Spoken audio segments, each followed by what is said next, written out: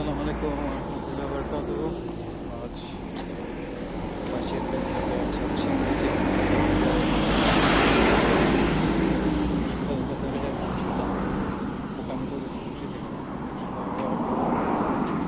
গিয়ে বেরিয়ে হতো বসে জিনিসটা চিন্তা করি। যাই হোক, আমি এখন আস্তে আস্তে রুবি থেকে আমি যেখানে থাকি ওখানে যাচ্ছি। তো যে জিনিসটা বলছিলাম যে আজকে আমি এখানে এসেছি আমার একটা ইম্পর্ট্যান্ট এক্সাম দেওয়ার জন্য।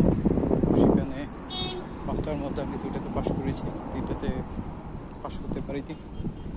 তো আজকে মানে এখন করছি, মানে এখন চলে যাচ্ছি, আবার গিয়ে ক্লাস বুক করতে হবে, আবার এক্সামের জন্য আসতে হবে। সেটার কি ওইখান থেকে বুর্জ খলিফা দেখা যাচ্ছে, সুন্দর একটা সিনারি। এখানে যেতে হবে, এটার উল্টা পাশে। তো যাই হোক, যেটা বলছিলাম, তো অনেক নার্ভাস নিয়ে এসেছিলাম। মোটামুটি কিছু কিছু জায়গায় ভালো করেছি আর কিছু কিছু জায়গায় ভালো করতে পারি। তো সেখানে যারা দায়িত্বরত আছেন অনেকে পুরোটা একদম চেলাপালা শুরু করেছিলাম।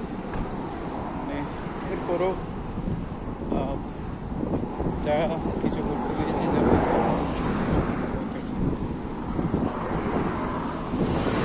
হলেও এটা খারাপ লাগছে না, কারণ আমি যেভাবে চেয়েছিলাম অনেকটা করতে পেরেছি, নিজের মতো করে করতে পেরেছি, জিনিসটা চালাতে পেরেছি।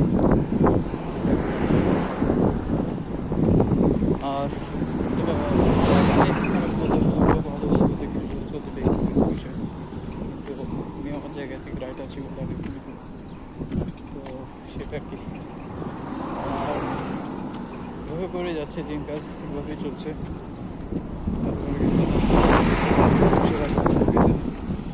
গতবার আছে আমি 1টা বাজে ডিউটি স্টার্ট করেছিলাম, দিনের 1টা বাজে ডিউটি শেষ করি। যিনি ম্যানেজার উনি আমাকে কোনো মতে ছুটি দিতে চাচ্ছিলেন। এমন মানে মানুষের করা, মানুষের করা বলে কিছু হিসাব ছাড়া আর কিছু জানে না। আমরা যে মানুষ, আমাদের যে একটা চাওয়া পাওয়া আছে, যে ব্যক্তিগত টাইম আছে বা প্রয়োজন আছে, জিনিসটা কোনোদিনও এরা চান্স দিতে চায়। যে বেলা সব না ঠিক থাকে, যে বেলা সব কিছু ম্যানেজ করায়, বেলায় চালানোও দিতে চায়, কষ্ট হয়ে যায়। যাই হোক, মানুষের কথা বলে আর লাভ নেই, মাথা পুরো যে জিনিসটা বলছিলাম। এখন আর মানে এখনো পর্যন্ত খাওয়া দাওয়া করেছি, কিন্তু যে মানবিক যে পরিশ্রম যেগুলো করি, আসলে খাওয়া দাওয়াগুলো পেটেই থাকে না, সেগুলো খাওয়ার সাথে সাথে হজম হয়ে যায়। কিন্তু কী করবো, জীবনটা আসলে এভাবেই বেছে নিয়েছি। দোষটা তো হচ্ছে যে আমার, আমি অনেককে দোষ দিতাম, এখন কাউকে দোষ দিতে চাচ্ছি না, কারণ খবরটা হচ্ছে যে আমারই খারাপ। আমি আসলে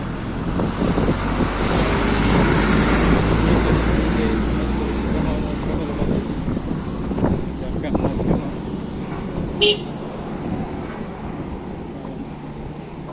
আমি তো সময় মতো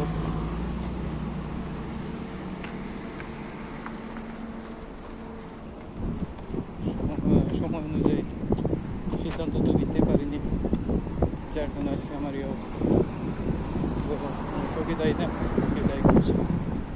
তো সেটা আর কি, চেষ্টা করছি ভবিষ্যতে ভালো কিছু করার জন্য। ভবিষ্যতে অন্তত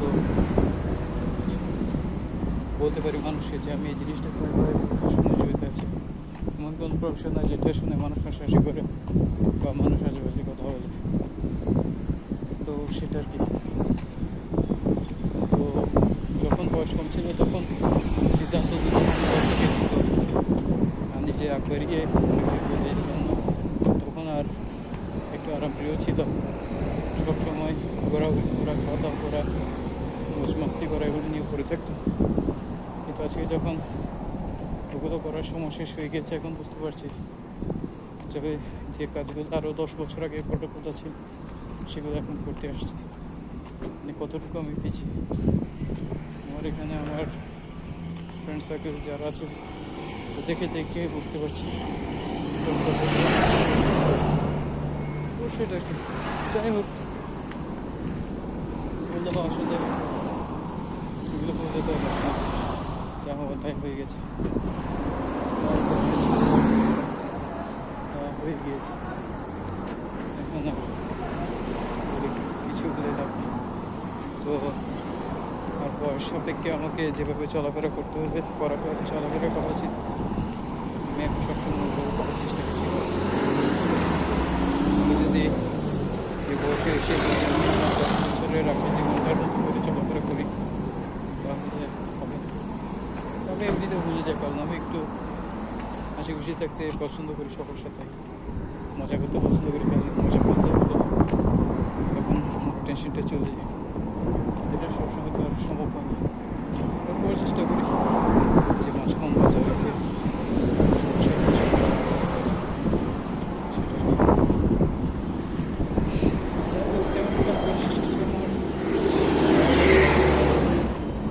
ছোট একটা আপডেট ছিল আজকে দিনগুলো আসলে খুবই দ্রুত শেষ হয়ে যাচ্ছে, হারিয়ে যাচ্ছে। তবুও ভালো কাছে